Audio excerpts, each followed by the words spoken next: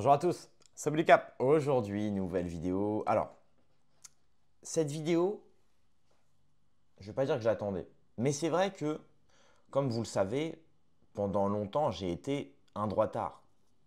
Et donc, évidemment, mes modèles, disons, d'influenceurs de droite, c'était Papacito, Raptor et tous les autres, dont Baptiste Marché. Et aujourd'hui, Baptiste Marché, maintenant, comme vous le savez, il a un petit peu quitté ce milieu-là.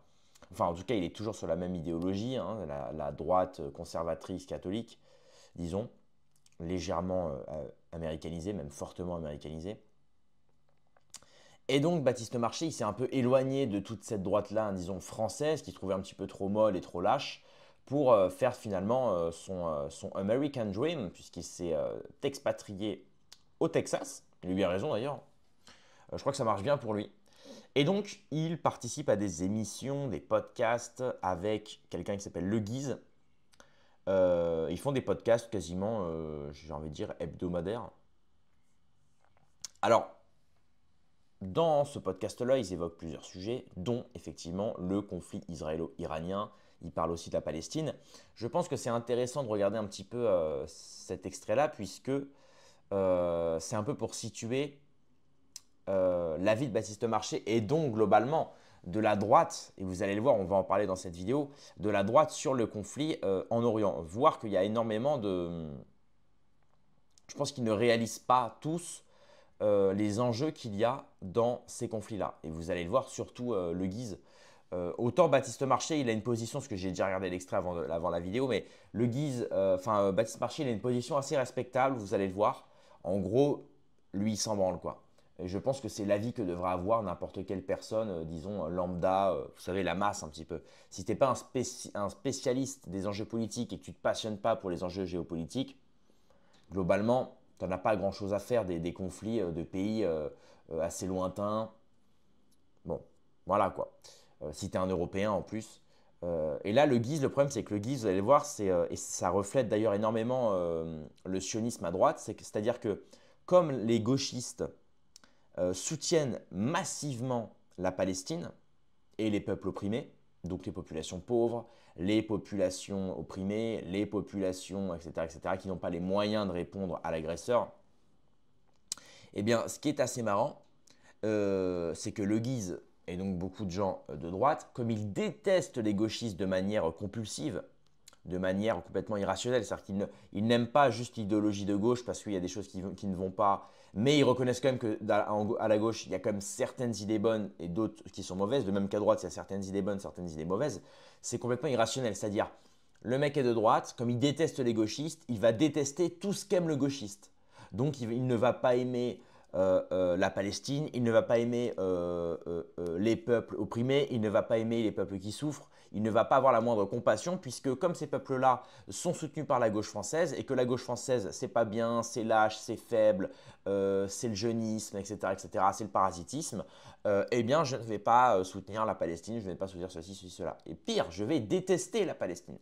Donc ça c'est pour vous dire à quel point, voilà pourquoi à droite il y a énormément de sionisme, c'est-à-dire que la plupart n'aiment pas la Palestine parce que déjà ils pensent que la Palestine c'est que des Arabes, donc forcément comme ils n'aiment pas les Arabes en France, bah, ils n'aiment pas les Arabes en Palestine, et parce que les Palestiniens sont majoritairement musulmans, donc voilà, et en plus c'est soutenu par la gauche, donc voilà. Globalement je vous ai résumé synthétiquement et disons sociologiquement un petit peu la cause du sionisme à droite. Et vous allez le voir, c'est très voyant dans cette vidéo. Avant de commencer, chers amis, je vous incite à mettre un énorme pouce bleu. Et surtout, chers amis, on frôle les 80 000 abonnés. Donc, s'il vous plaît, les amis, je vous incite évidemment à vous abonner. Ça fait toujours plaisir. Voilà, voilà. Allez, on va se regarder ce petit extrait. Préparez-vous, accrochez vos ceintures, les mecs, parce que là, c'est terrible.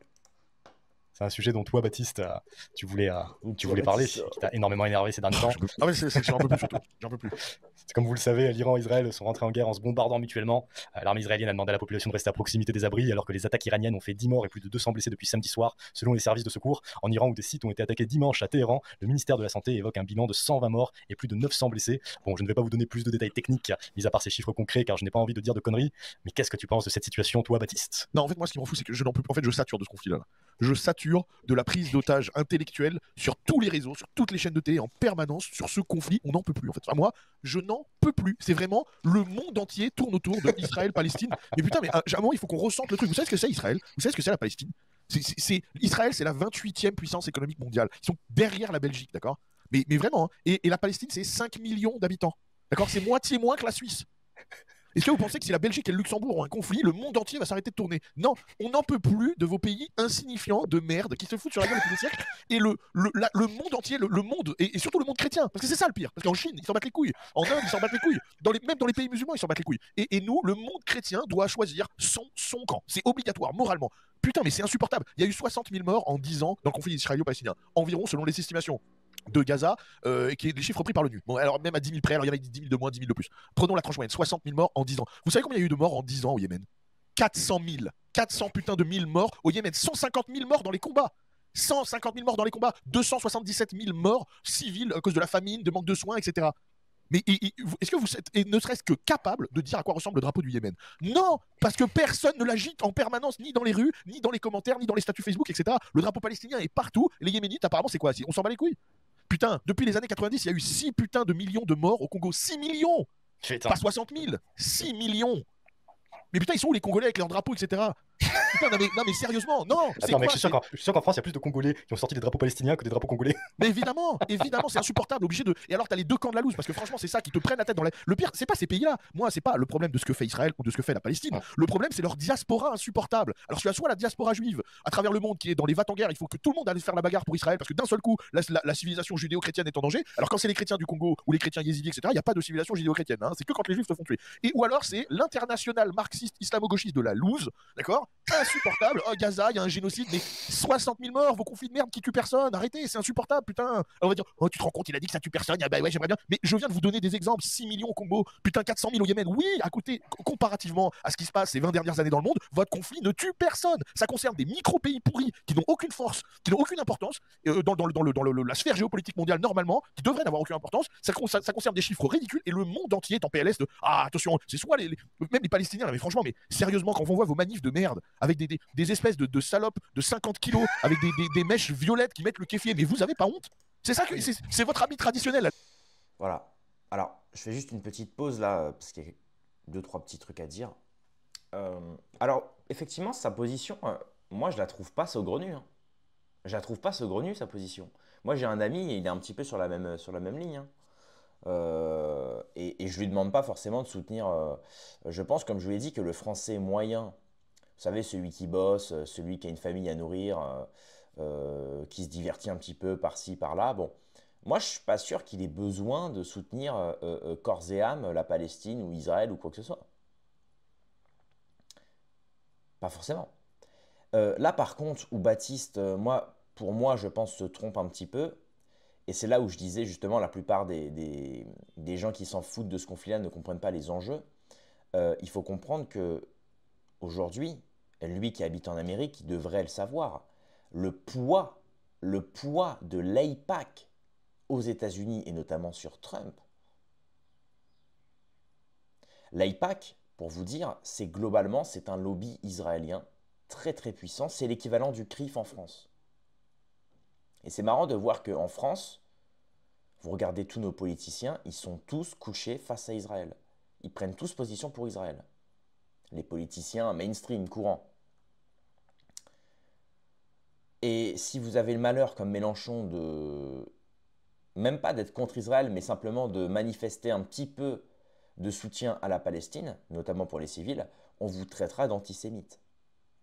Et c'est-à-dire que ça relève quand même, aujourd'hui, c'est quand même dingue de se dire que se scandaliser de ce qui se passe en Palestine fait de vous un antisémite.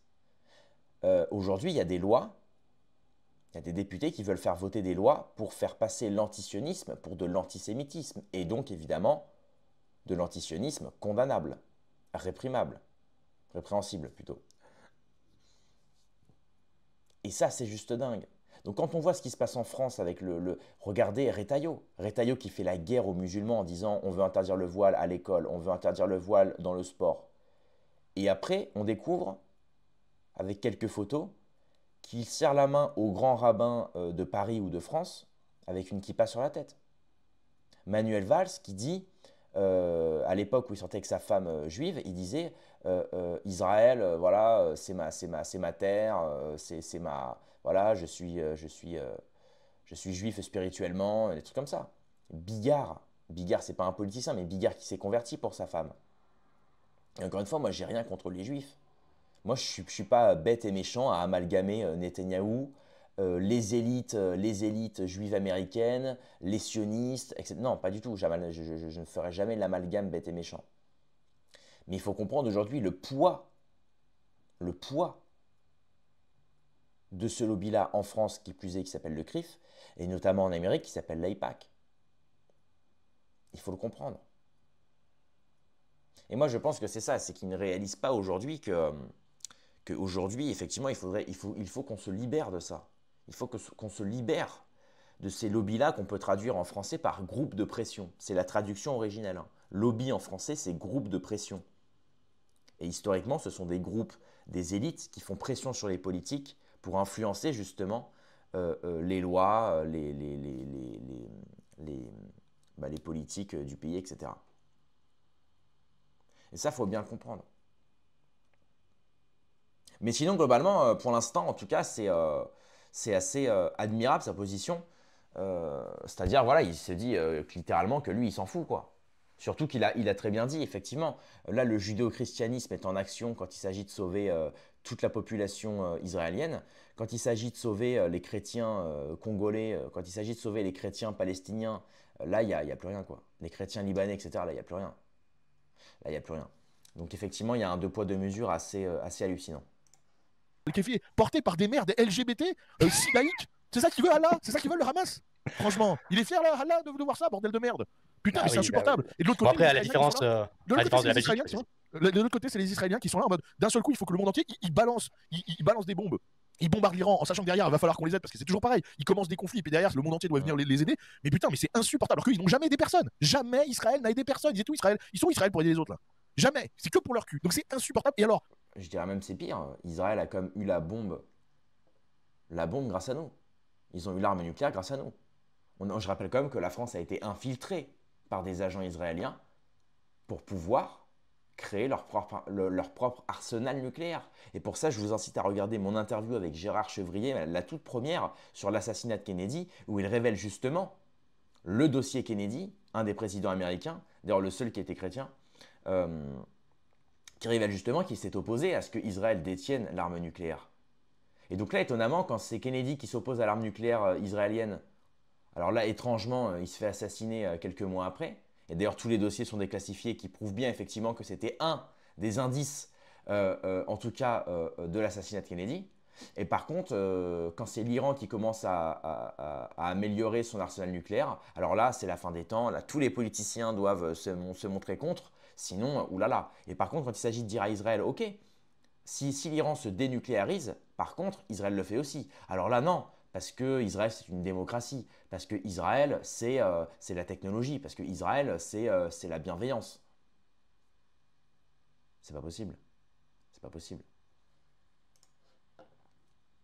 Soit t'es une merde, alors donc si je dis ça, je suis un connard antisémite, j'ai rien compris au conflit, blablabla. Ou alors si je critique la Palestine, un truc de merde, je suis un connard de sioniste, je suis vendu, je tapine pour Golnadel. Mais c'est insupportable. On s'en fout de votre vie, on s'en fout de vos pays de merde et on s'en fout de votre conflit. C'est insupportable. Il faut que les gens commencent à s'en foutre. C'est un truc de fou. Et pourtant vous savez que je suis pro-Trump, mais le gouvernement américain, les républicains, toujours obligés de toujours supporter Israël en permanence, et les autres côtés, les autres, toujours obligés de supporter la Palestine, alors que des deux côtés, sérieusement, putain, mais il y a plein de trucs contradictoires. On dirait qu'ils font fi de tout ça parce qu'il faut absolument que j'ai un camp. Il faut que je me positionne. Mais arrêtez de vous positionner. C'est un conflit qui est extrêmement symbolique, je pense, parce que Israël représente quand même la puissance. Ils ont l'arme nucléaire, la richesse, c'est un pays développé, et donc la droite, on dirait, alors que la Palestine représente plutôt la gauche, le pauvre, non blanc, minoritaire, dominé. Mais faut arrêter. Sauf que la Palestine, c'est un gouvernement, le Hamas, c'est un gouvernement théocratique, d'islam radical, absolument pas gauchiste du tout. Non, mais c'est ça. Et Israël, c'est un État, c'est aussi un État religieux, et c'est un État juste. Donc Israël ne représente pas la droite catholique conservatrice, et le Hamas ne représente pas la gauche prolétaire ou l'international gauchiste. Ouais, t'as tout à fait raison. En fait, ce qui se passe, c'est qu'en fait, le marxisme. C'est des faux étendards. C'est des faux étendards, mais dans la logique marxiste, en fait, peu importe tes valeurs, peu importe si t'es bon ou mauvais, le marxiste va toujours défendre la minorité face aux blancs, le pauvre face aux riches. Je sais. Mais c'est insupportable. Le truc, c'est que ça dépasse ça. En fait, moi, Oui, mais c'est que les marxistes, je m'en fous. Le problème, c'est que ça dépasse ça. C'est le monsieur tout le monde qui doit absolument être d'un côté ou de l'autre. Et là, on a Swagger dans les commentaires qui nous dit si l'Iran fabrique la bombe, c'est 10 millions de morts direct. Ah bon, pourquoi t'as une boule de cristal, Madame Irma? Putain, le Pakistan, ils ont la bombe nucléaire. La Corée du Nord, ça fait 50 ans qu'ils nous disent qu'ils vont exploser tout le monde, qu'ils envoient des missiles balistiques vite vers le Japon en disant attention, on va faire des tirs, on va tuer les gens, on va tuer les gens. T'en sais rien du tout. L'Iran, faut arrêter de penser que c'est des Mongoliens aussi, d'accord? Oui, et puis c'est normal, ils ont le droit d'avoir l'arme nucléaire, c'est normal. C'est normal en fait. Pourquoi Israël l'aurait et pourquoi l'Iran ne l'aurait pas? Le Pakistan l'a bien d'ailleurs. Le Pakistan a l'arme nucléaire. Bon, c'est des musulmans sunnites pour la plupart, contrairement à l'Iran qui est chiite. Mais je veux dire, et on sait très bien que de toute façon, s'ils l'utilisent, il va y avoir des représailles directement derrière. Donc, en fait, c'est ça, c'est le positionnement qui est hypocrite. Et vous allez voir juste après, le Guise va dire justement que oui, mais Israël, ils ont droit, mais l'Iran n'a pas le droit. Et là, c'est son côté justement trop haine gauchiste, haine arabe, haine musulman, etc., qui prend le dessus. Vous allez le voir. Pour l'Iran balance ne serait-ce qu'un missile, ils savent très bien qu'ils sont rayés de la carte. Il y a C'est absolument vrai que personne qui peut dans faire les pareil. manifestations politiques, dans les prises de parole politiques, par exemple pour la France, tu vois plein de drapeaux palestiniens dans les meetings de gauche, tu vois plein de députés à l'Assemblée qui parlent de la Palestine, et j'ai l'impression qu'à droite, c'est quand même moins présent. On n'a pas des drapeaux israéliens partout Mais attends, dans les non. meetings de droite. Par contre, j'ai l'impression aussi qu'il y a une sorte de réponse Julien en fait, Audoux, qu'on devrait quand même pas même. donner à la gauche. La Mais gauche voilà, va c'est pas investir, ça. et nous on n'a pas à se positionner forcément contre ça. Par contre, Exactement. d'un point de vue culturel, je suis entièrement d'accord avec toi. D'un point de vue géopolitique, je pense que tu vas être d'accord avec moi aussi. Là, on n'est pas en train de critiquer ce que fait Israël en tant que tel, parce que Non, c'est même pas ça, c'est ce que je te dis. C'est même pas pour revenir à ça. ce qui est dit dans le chat, en fait, moi j'aimerais quand même vous donner un avis très rapide là-dessus. C'est que tu as l'Iran et les hauts dirigeants iraniens qui, depuis des décennies et toujours récemment, annoncent qu'ils ont envie de rayer Israël de la carte. Ils sont en train de. C'est complètement faux. Le mec te sort des trucs, c'est faux. C'est faux. Qui c'est qui a tiré en premier? Quelle était la position du général de Gaulle justement sur les conflits? Il disait je condamnerai toujours celui qui tire en premier. Qui a tiré en premier concernant le conflit israélo-iranien? C'est Israël qui a tiré sur les sites nucléaires iraniens. C'est tout. Donc si on a une position gaulliste, qui plus est certainement le meilleur homme de la Ve République, ben voilà, je condamne celui qui a tiré. Pourquoi Israël a tiré le premier? Ce qui est marrant, c'est qu'ils sont très certainement pro-russes qui ont attaqué les Ukrainiens, et ils sont très certainement pro-Israël qui ont attaqué les Iraniens. Donc d'un côté, ils soutiennent... Développer l'arme nucléaire, moi je trouve ça normal qu'Israël ait envie de défoncer l'Iran. Ça, c'est mon point de vue. Non, mais bien sûr, entre eux. Mais le problème, c'est toujours compter sur les C'est autres. C'est ça qui est scandaleux. insupportable. Le problème, c'est toujours démarrer les conflits, et puis derrière, il faut que tout le monde aille batailler. Comment ça va finir cette histoire? Ça va finir avec des soldats américains qui vont aller se faire tuer là-bas?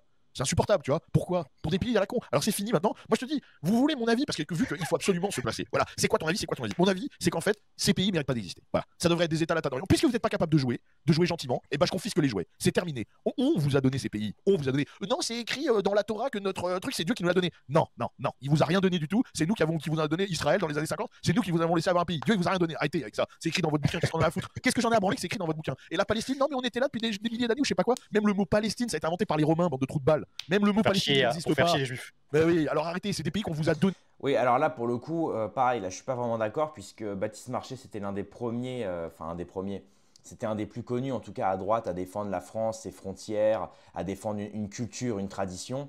Tu peux pas à la fois, en France, te dire, voilà, il faut défendre son patrimoine, il faut voter à droite parce qu'il faut rétablir nos frontières, il faut défendre notre culture, notre nourriture, nos traditions, etc.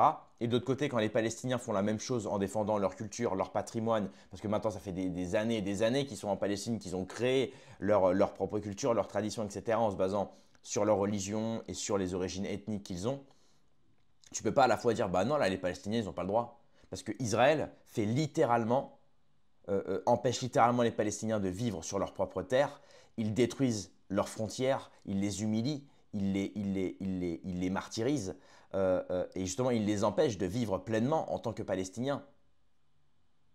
Et en fait, nous, on vit la même chose aujourd'hui avec l'invasion migratoire et avec les positions politiques désastreuses de nos politiciens.